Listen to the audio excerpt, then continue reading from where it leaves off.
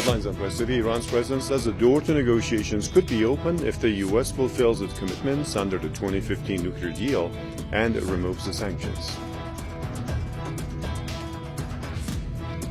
Meantime, Iran dismisses as ridiculous the U.S. accusation that Tehran was behind recent attacks on oil tankers off the UAE. A judge orders that former British Foreign Secretary Boris Johnson appear in court over allegations that he lied to the public over Brexit.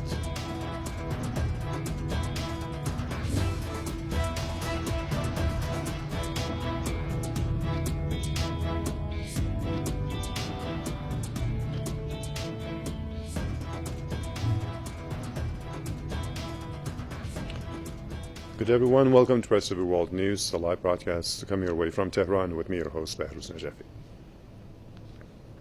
We have some reaction by Iranian President Hassan Rouhani, who has signaled that negotiations with the U.S. could be possible if Washington meets Tehran's key demands. Speaking at a cabinet session, Rouhani said that Iran will open the door for talks if the U.S. lifts its sanctions and fulfills its commitments under the 2015 nuclear deal. Rouhani said it was the U.S., not Iran, that left the negotiating table after unilaterally withdrawing from the agreement last year and reinstating sanctions. On Monday, U.S. President Donald Trump repeated his offer for talks with Iran, saying that a new deal on the nuclear program is possible. Rouhani, however, said that the U.S. needs to show its goodwill through actions, not words.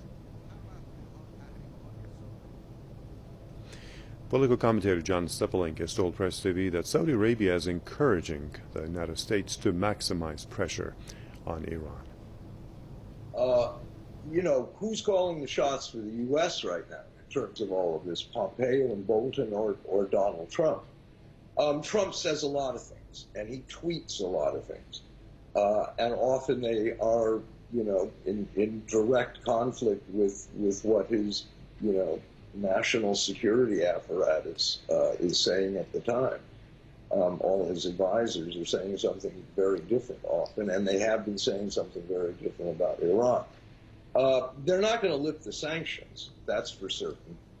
And they just moved more military personnel into the region. Saudi Arabia recently claimed that Iran ordered the drone attacks on their oil tankers, the somewhat mythical drone attacks. So there's a lot going on here, and Trump has enthusiastically backed everything that Mohammed bin Salman has done for the Saudis, and has encouraged this genocidal war in Yemen. So it's hard to know, it's hard to evaluate anything that Trump says when you expand the context at all. Iran has strongly dismissed the U.S. National Security Advisor's accusations against the Islamic Republic regarding recent attacks on 4 ships off the UAE. Foreign Ministry spokesman Abbas Mousavi says that John Bolton's ridiculous allegation is the result of the destructive politics of the B team. That's a group Iran says includes Bolton and his allied warmongers such as the Saudi Crown Prince. The Iran diplomat warned Washington that Tehran's strategic patience and high defense capabilities will prevent any attempts aimed at creating chaos in the region. Bolton has said that the ships were attacked by naval mines, almost certainly from Iran, earlier this month. Tensions have run high between the U.S. and Iran since Washington tightened anti-Tehran sanctions and increased the military presence in the region. Now, political commentator David Yaqubian says that John Bolton's statement against Iran is a desperate attempt to formulate a new anti-Iran policy. He has absolutely no evidence that he's putting forward. It's even been murky how many ships. It's now, I guess, the Emiratis are solidifying the number of 4, but it hasn't even been clear the number of ships. There has been no evidence provided, and really, at this point, I believe John Bolton truly has less credibility in terms of political figures on the international stage than anyone, and I don't think that's an overstatement. And so, short of some international forensic examination of the evidence from neutral parties, say at the UN, who painstakingly studied these ships and then came up with that conclusion. I don't think anyone is buying it, and I don't necessarily even think Bolton believes that people or even the American mainstream media are buying it. Former British Foreign Secretary Boris Johnson has been ordered to appear in court over allegations he knowingly lied during campaigning for the Brexit referendum. Johnson has been accused of misconduct in public office over his 2016 remark that London sends €400 million a week to the European Union. His representatives have called the case a stunt that's being brought for political purposes. The preliminary hearing will take place at Westminster Magistrates Court, and the case will then be sent to the Crown Court for trial. The former top diplomat is the front-runner to become Britain's next Prime Minister after Theresa May announced her resignation last week. Press TV correspondent Robert Carter says that a court case against former British Foreign Secretary Boris Johnson will impact his chances of becoming the next Prime Minister.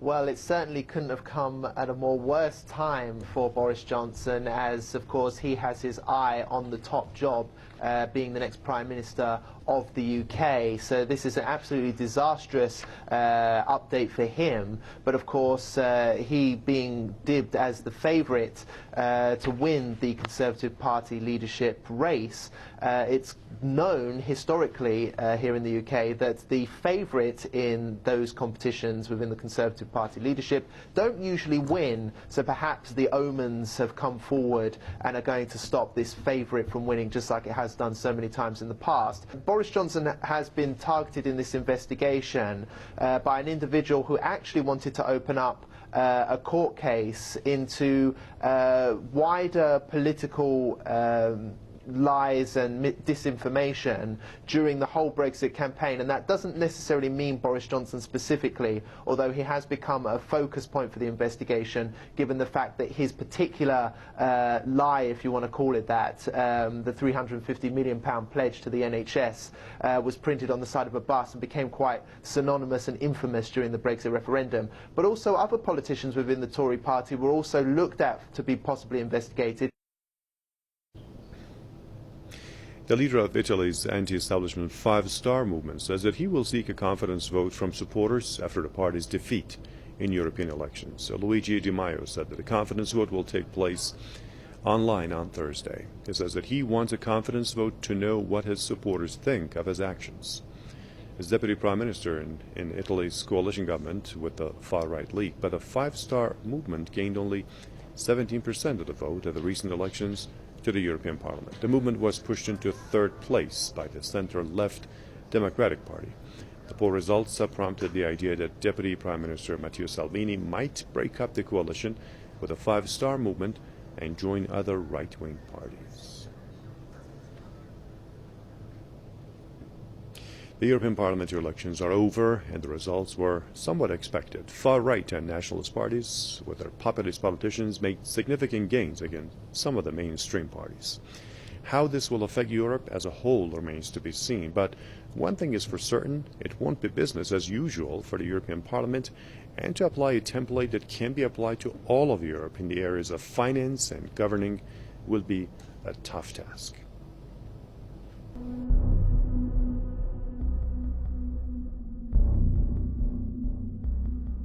Results from the European Parliament elections has triggered a new phase for Europe. Far-right parties and the Green parties have scored considerable gains in the polls. In France, Marine Le Pen's National Rally Party edged ahead of the centrist alliance of President Emmanuel Macron. Marine Le Pen had the advantage of the Yellow Vest movement to make her case.